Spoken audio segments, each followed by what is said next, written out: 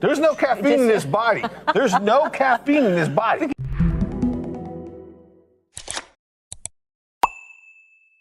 What happens when a marriage expert throws away his own marriage? What happens when a pastor tells a son his conscience is an idol? And what happens when the woman at the center of it all dies without calling her own son to say goodbye? 3 questions, 1 answer, and Doug Weiss is about to learn it the hard way. Stay with me. Let me show you the timeline, because the timeline tells the truth before anyone opens their mouth.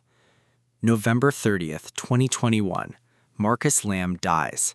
He was the founder of Daystar Television, the largest Christian network in America. His wife Joni takes over. Now watch the dates carefully. Less than 2 months later, early 2022, Doug Weiss walks into a courthouse. He files for divorce from Lisa Weiss, his wife of more than 30 years. But here is what Doug said on Daystar Television in 2019, with Marcus and Joni sitting right there. He called Lisa, quote, "the purest heart I have ever met. She loves and serves with excellence." His audience believed him. His clients believed him. People who were hurting in their own marriages looked at Doug and said, if he can fix his marriage, he can fix mine. Less than 2 months after his close friend died, he filed papers. That is not a coincidence. That is a pattern, and we are just getting started. May 2022, the divorce is final. June 10th, 2023, Doug Weiss marries Joni Lamb. 1 year, 2 months, and 10 days after Marcus died.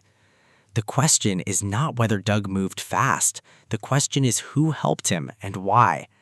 That man is Jimmy Evans. Now, I need you to hold 2 pictures in your mind at the same time. Picture number 1, the public Doug Weiss. For 40 years, he built a career telling other people how to save their marriages. He wrote books. He ran a counseling center in Colorado Springs.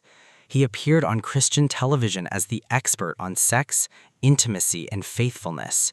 He praised Lisa constantly, on air, on camera, in front of millions.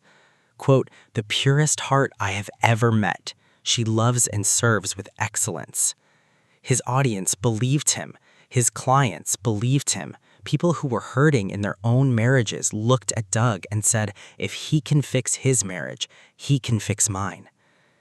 Picture number 2, the private Doug Weiss, the one the cameras did not see.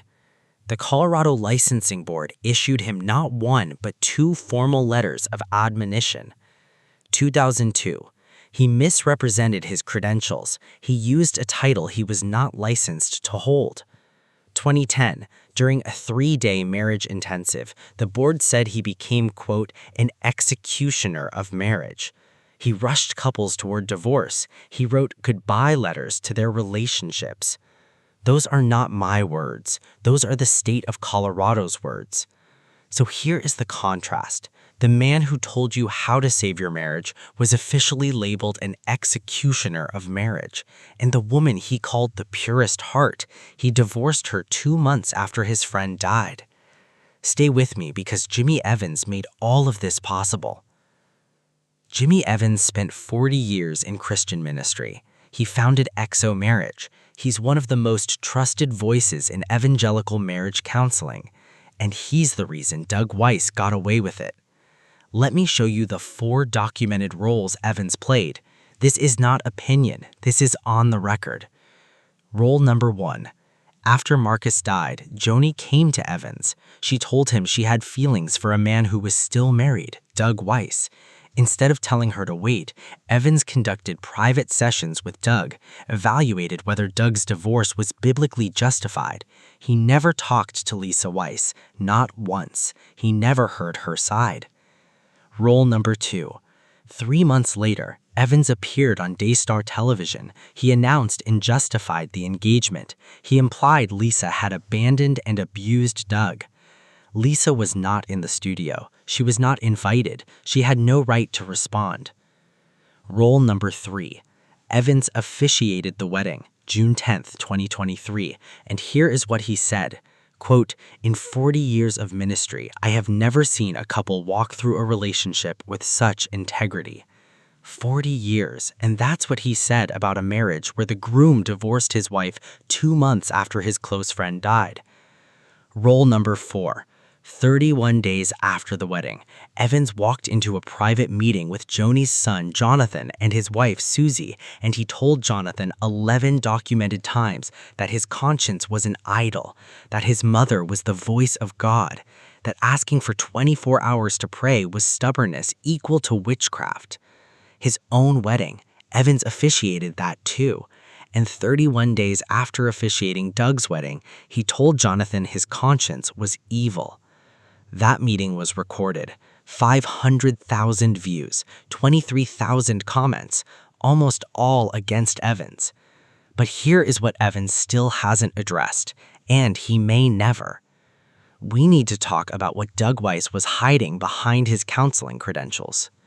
The Roy Report published accounts from 7 former female clients, women who went to Heart Counseling Center in Colorado Springs, women who trusted Doug Weiss with their deepest pain. Here is what they said. They left more traumatized than when they arrived. They were shamed, they were pressured to resume physical intimacy before they were ready. They were subjected to polygraph tests that professionals said did not meet industry standards. Doug Weiss and Daystar did not respond to those accounts. They just stayed silent. Now add that to the Colorado Licensing Board's findings. 2002, misrepresenting credentials. 2010, executioner of the marriage.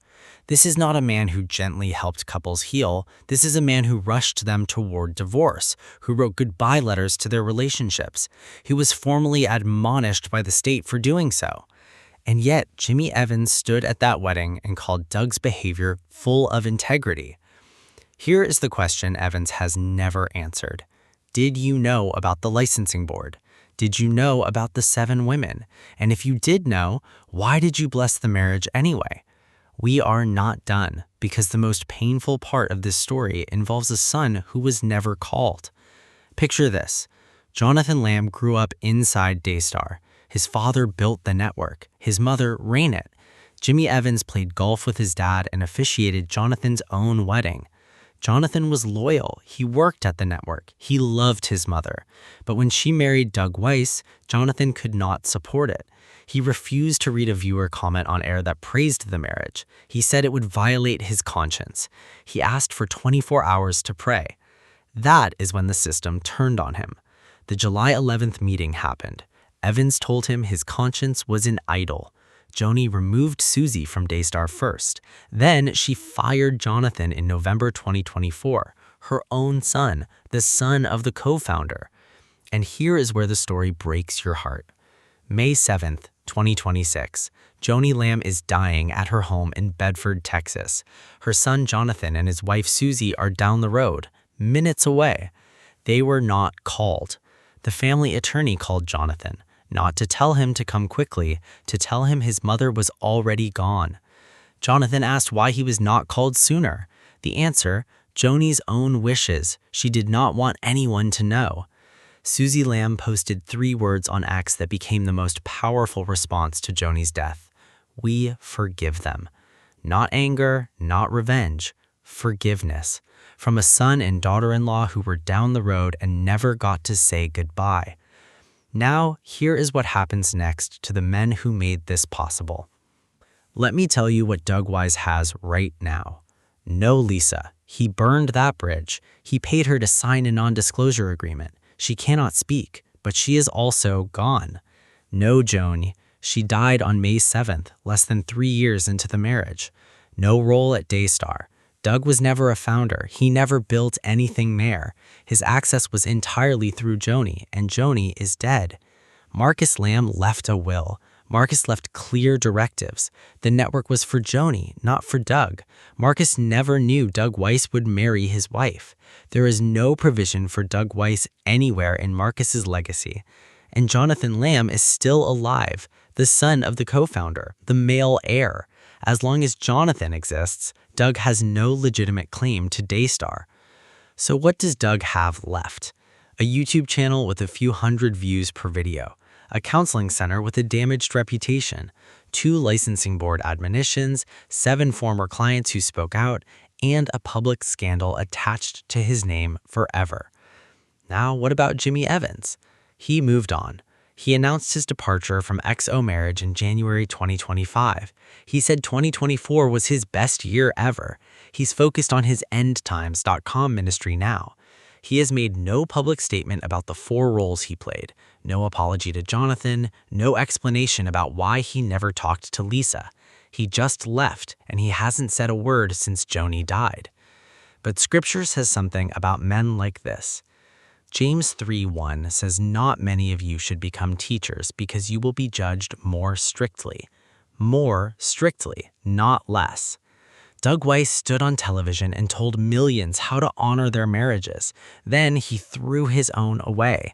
Galatians 6:7 says, "Do not be deceived. God cannot be mocked. Whatever a man sows, he will reap."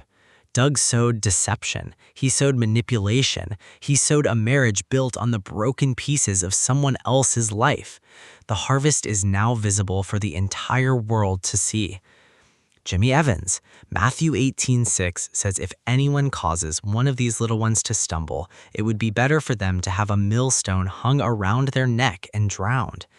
Jonathan came to Evans believing he was safe. Evans told him his conscience was an idol. That is not ministry. That is the opposite of ministry.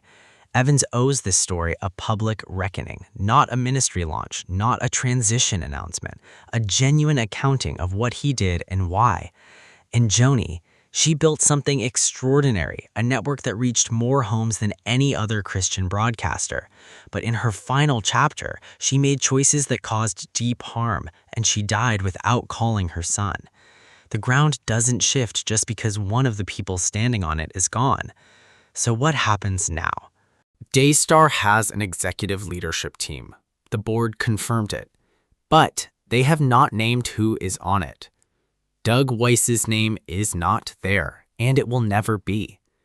Jonathan Lamb is still alive. He is still the son of the co-founder. And Daystar is losing money. Partners keep leaving, viewers keep walking away. The question is not whether Doug Weiss survives. The question is whether Daystar survives. But here is something you have not heard anywhere else.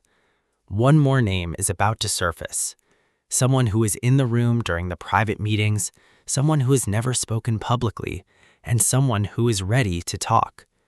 The Roy Report is sitting on new documents, documents that name a figure even closer to Doug Weiss than Jimmy Evans ever was. That name is coming next week.